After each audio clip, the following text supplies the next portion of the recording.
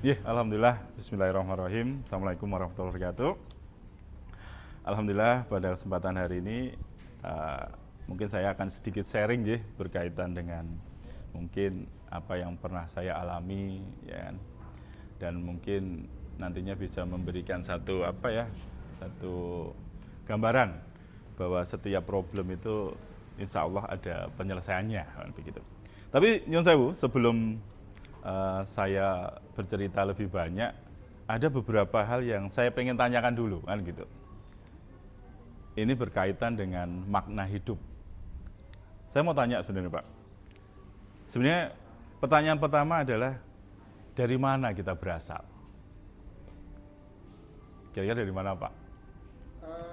Kalau cepet-cepetan dari tanah. Dari tanah. Dari ini ya, segumpal daging darah. Masya Allah. Di surat Al-Alaq dijelaskan dari mana kita berasal, Pak. Terus pertanyaan kedua adalah, untuk apa kita di dunia ini, Pak? Kalau perintah yang menciptakan kita satu cuma untuk beribadah. Untuk beribadah Tapi kepada Allah. kalau ikut hati untuk cari dunia. Masya Allah. Betul. Akan lebih gamblang lagi di surat Al-Bayyinah ayat 5 dijelaskan sebenarnya manusia sebenarnya tugas kita adalah beribadah patuh pada Allah Subhanahu wa taala. Terakhir pertanyaannya adalah mau kemana kita setelah mati? Pilihan Pak. Pilihan ya Pak? Mau ke neraka boleh. Boleh. Mau ke jannah boleh.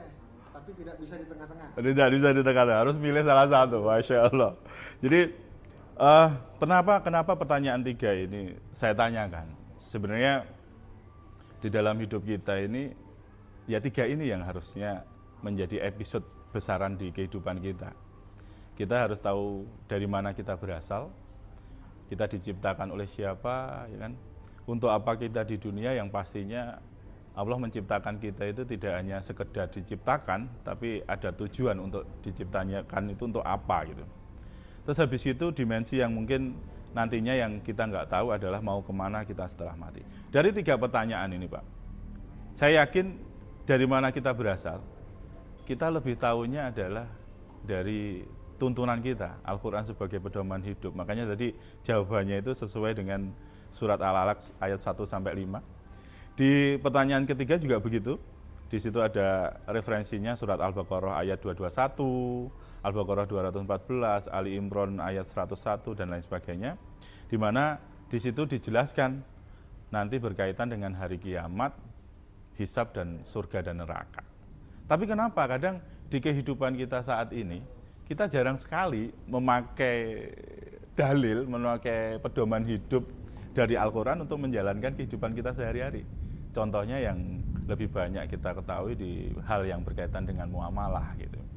Dan itulah yang simpul kenapa kok saya selama ini ibaratnya dalam hidup itu masih belum mendapatkan garis yang sebenarnya, karena saya belum memahami itu waktu itu gitu. Jadi kebetulan saya mau citra mulai saya tahun 98 ya. Jadi dalam kehidupan saya itu saya merasakan titik balik itu di momen di tahun 98.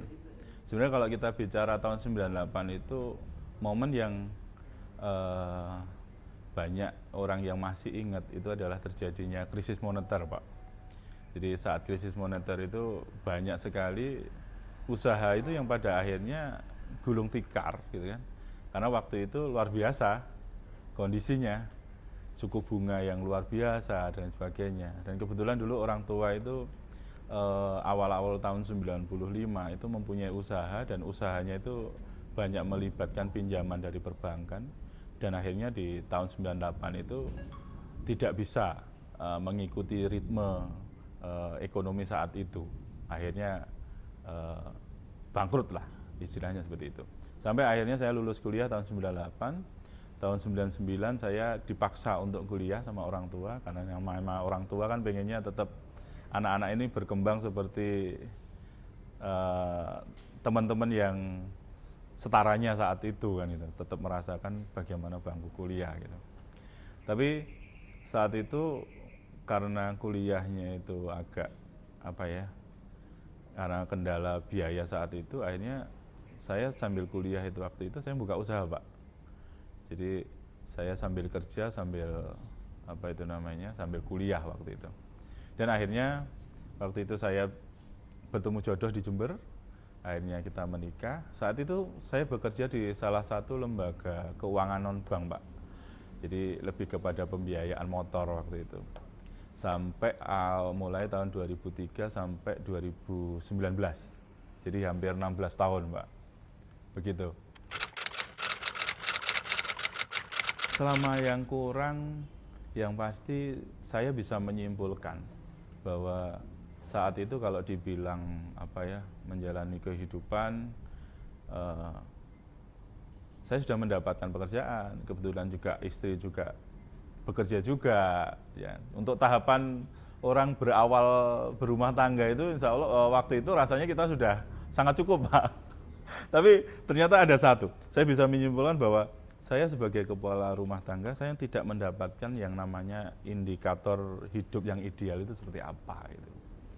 Indikator hidup yang ideal itu seperti apa? Karena ya tadi ternyata hidup itu tidak hanya untuk kepentingan di dunia saja, tapi pada akhirnya untuk kehidupan selanjutnya juga, kan seperti itu. Saya alhamdulillah putri, Pak. Putri ya. Jadi alhamdulillah saya punya putri 3, yang saat ini yang nomor 1 alhamdulillah di semester terakhir, di kelas terakhir di salah satu pondok di Kediri. Terus yang nomor 2 ini baru tahun ini masuk ke pondok juga. Yang nomor 3 itu baru kelas 3 SD. Jadi masih ada teman di rumah. Sebenarnya lengkap sudah, Pak. Sudah lengkap, alhamdulillah. Sudah lengkap, alhamdulillah. Sebenarnya ceritanya begini, Pak. Saat kami menikah tahun 2006, tahun 2007 itu kebetulan bapak mertua itu sempat bertanya ke istri. Jadi pertanyaannya adalah, apa yang kamu inginkan setelah kamu menikah, gitu kan? Kamu pengen apa, gitu? Pertanyaan seorang ayah kepada anaknya itu. Karena saat itu saya masih ingat bahwa istri itu selama sekolah, apalagi terlebih di sekolah S2 ya, dia membiayai sekolahnya sendiri. Jadi waktu itu bapak menawarkan, ya sudah kalau mau kuliah, ambil S3 waktu itu. Terus kuliah S3, waktu itu kita bilang, kalau mau kuliah, Pak, itu nggak mungkin kalau nyari beasiswa. Karena beliau waktu itu jadi pengajar, itu baru 1 tahun. Nah, sebelumnya juga pernah di lembaga keuangan juga, tapi di perbankan. Tapi beliau resign tahun 2005, terus akhirnya bekerja menjadi salah satu staf pengajar. Akhirnya waktu itu kita bingung, kita mau nentuin kuliah, mau ngambil bidang apa sih, gitu kan.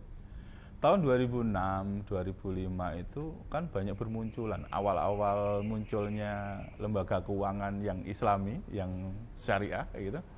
Akhirnya saya bilang ke istri, udah ngambil aja ekonomi syariah, gitu kan, ekonomi Islam. Akhirnya ambillah jurusan itu. Ambil jurusan itu, waktu itu memang awalnya adalah pengen didanai oleh ayah, gitu kan.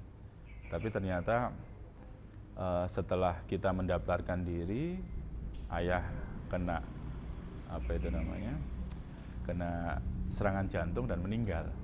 Jadi itu bagi kami itu amanah bapak terakhir kepada kami. Yang namanya keluarga baru usia 1 tahun, kita baru merintis apa yang namanya rumah tangga, gitu kan, berat sebenarnya untuk harus sekolah S3, membiayai sekolah S3 itu rasanya masih berat waktu itu.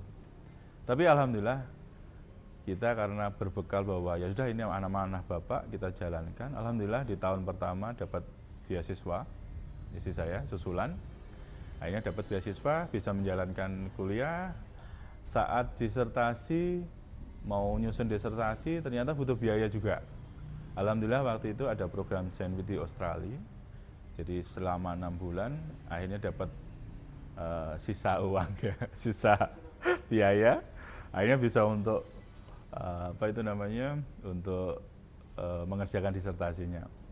Terus pada poin terakhir waktu mau ujian, itu butuh dana yang luar biasa ternyata waktu itu, kan. Ternyata istri dapat hibah doktor 50 juta waktu itu.